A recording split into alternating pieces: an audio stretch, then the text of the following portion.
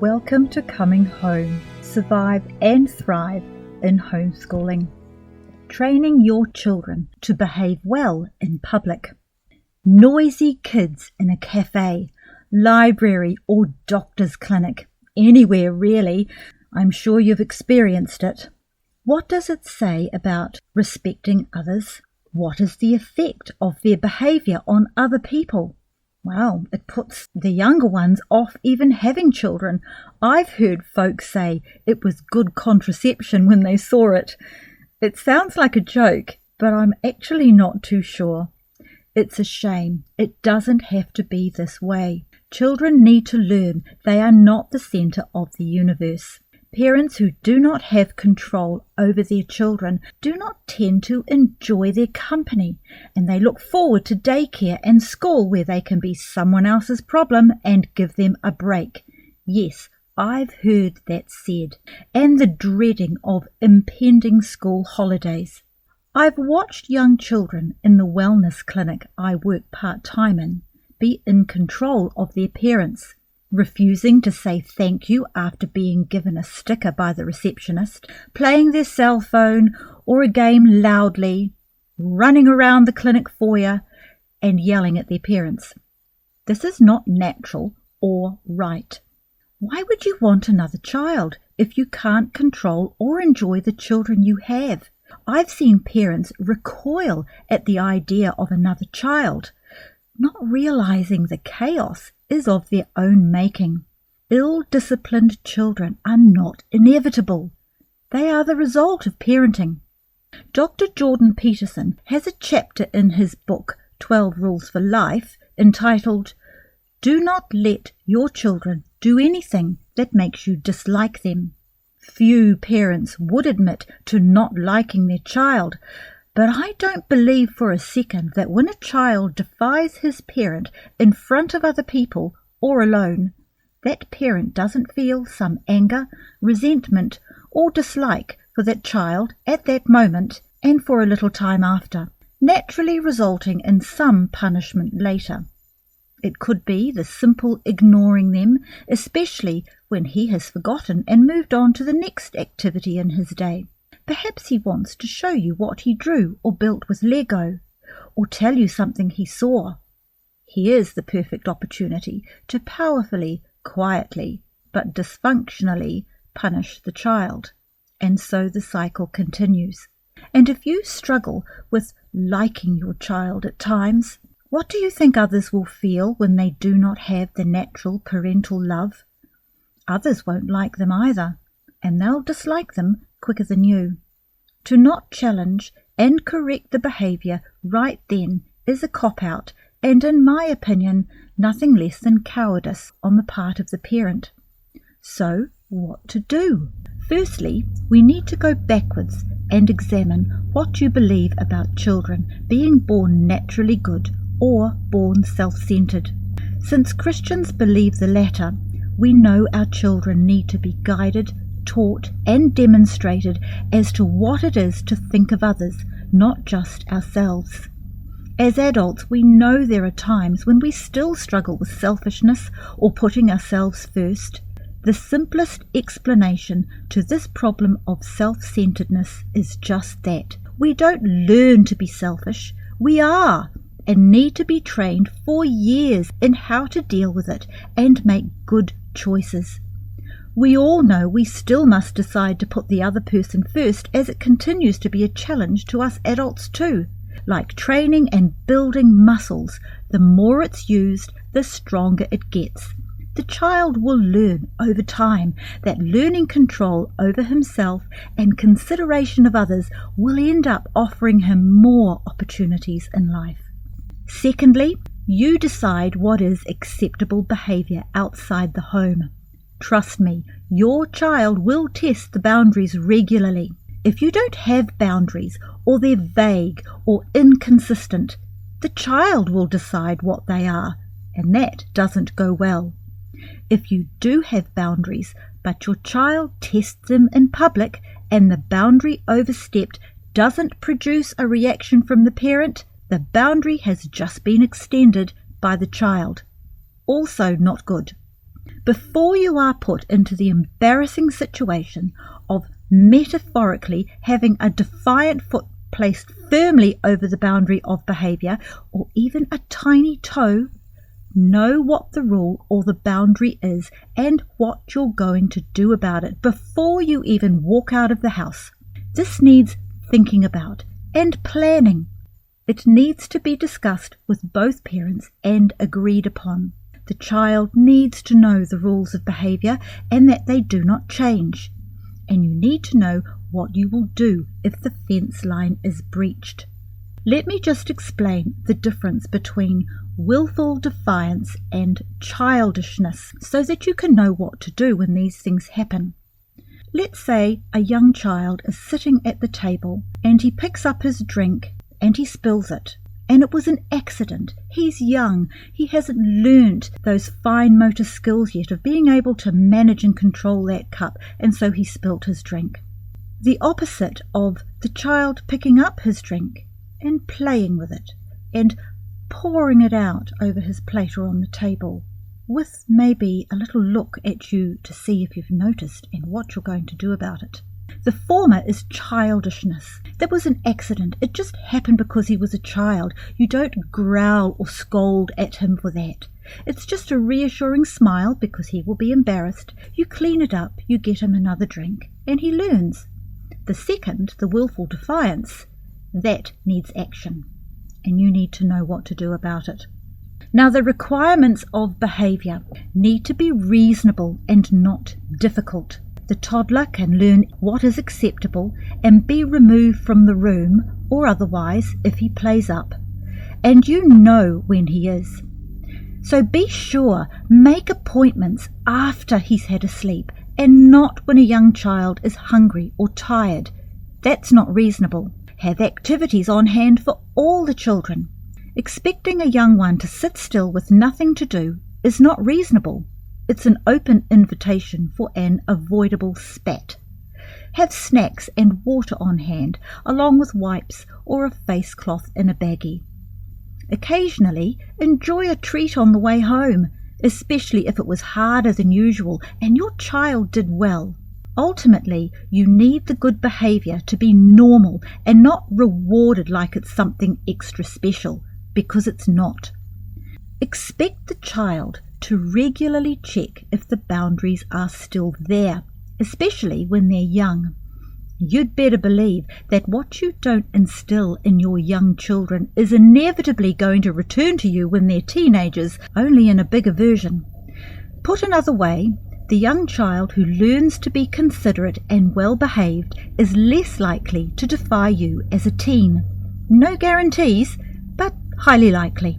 Well-behaved children do not happen by themselves or learn it by osmosis. They must be trained consistently. There need to be consequences, both rewards and discipline. Life decisions always have consequences, and your children are learning this in a micro version.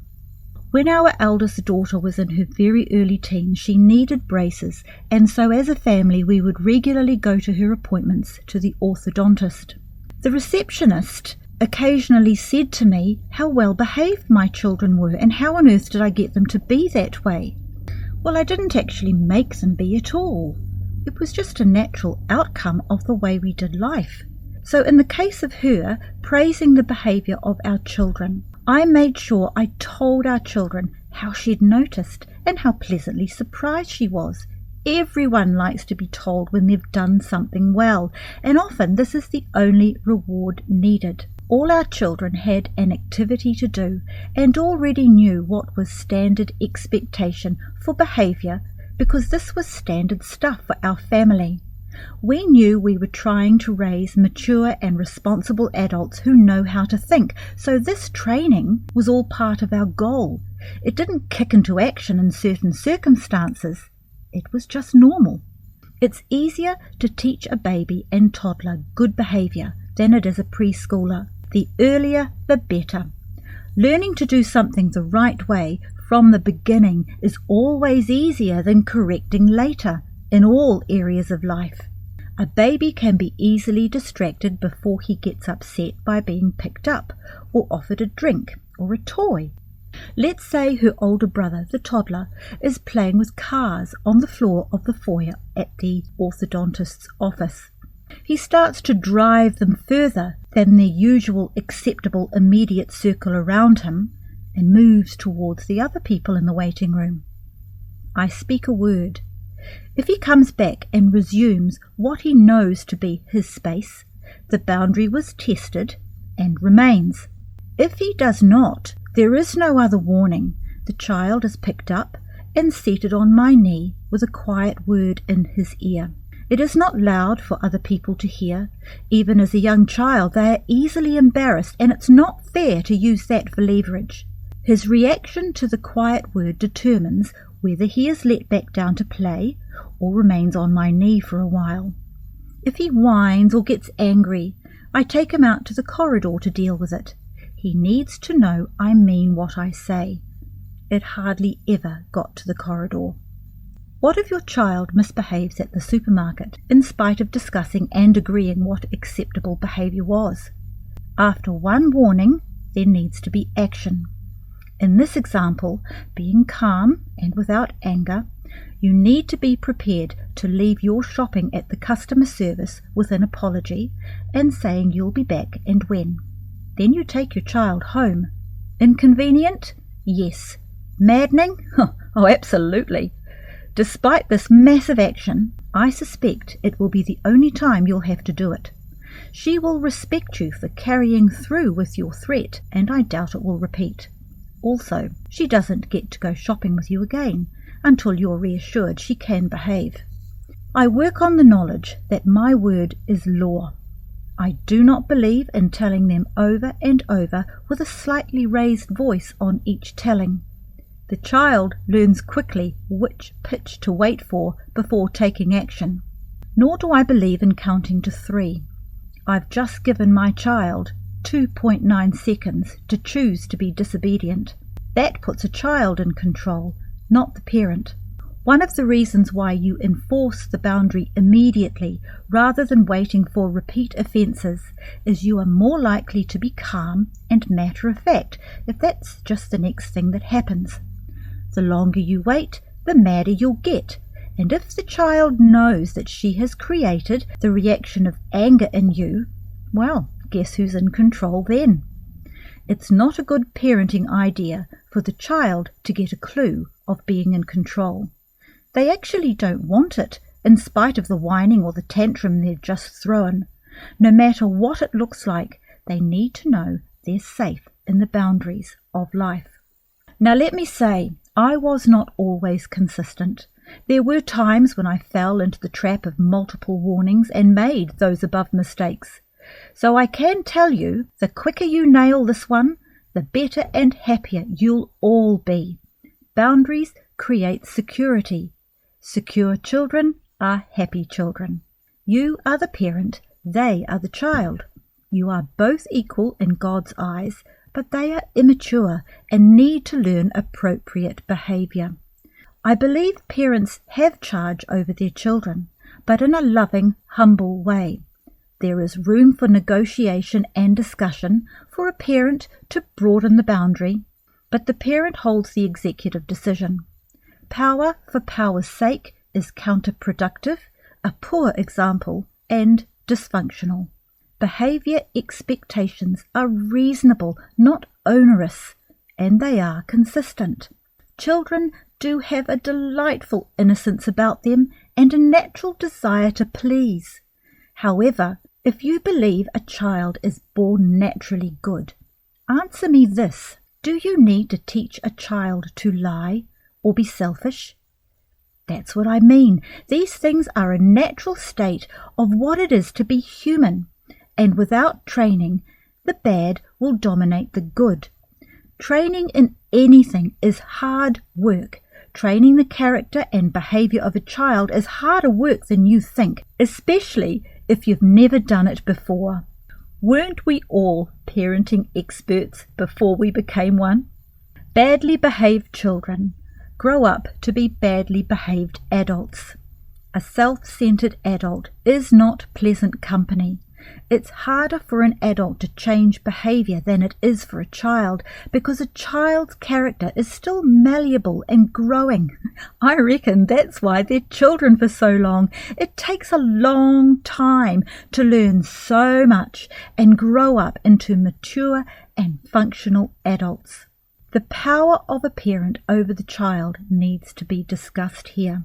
In the basic sense, the parent is physically stronger and of course has power over the child, or more experienced in emotional manipulation, with power perhaps exercised that way. But that's not what I mean. Power like this is dysfunctional. It's tempting, and there are few parents who have not made these mistakes. Mostly, we see power as a negative thing forced on people, and children in this case, to behave in a certain way. True power lies in knowing your children and yourself will make good decisions most of the time because it is the right thing to do, not the most expedient, and doing it regardless of whether the parent is there. For your children, that's a worthy goal, but knowing they're just as likely as you to fail in choices, a goal is what it remains, one which is never lost sight of and always worked towards, no matter the bumps in the road. Earlier I mentioned your example and consistency in being consistent. Your children know when you don't practice what you preach. For example, if you lose your temper easily, why do you expect them to control theirs? Even when you're tired or can't be bothered, consistency is arguably the most important things parents will do. I cannot explain it, but my experience with children is the more you're likely to be tempted to be inconsistent is directly proportional to the likelihood of them needing you to be consistent. Just once will result in lost ground taking longer to recover than simple taking action would have been in the first place. This parenting lark has joy you never knew you could experience, but it's the hardest job you'll ever do. Get the habits and training embedded from the early years, and your joy ratio to hard work will swing more and more to the former. Never be afraid to go and apologize to your child. This is not a sign of weakness, but courage, strength, and a demonstration of humility, which is not something humans find easy, being humble. And there's a sign again of being born self-centered rather than good. The amazing bonus is the lesson it shows the child, how to admit to being wrong and apologizing without justification.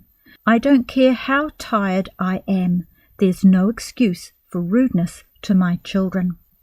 We're not talking about raising perfect children. They don't exist, nor do perfect adults. We are again talking about raising wonderful, amazing and responsible adults who not only know how to think, but will be well equipped to repeat the cycle when their turn to parent comes around. One last thing, be careful of pride if your children do behave well. It's so easy to use my children's behaviour and successes to stroke my own tender ego. And there's something for me to work on for the rest of my life. If this podcast has been helpful to you, please subscribe to the channel and to share this around so that podcasts like this can end up in front of other homeschooling parents just like you. And please visit our website, cominghomeinfo.com. Thank you, and I will see you next week.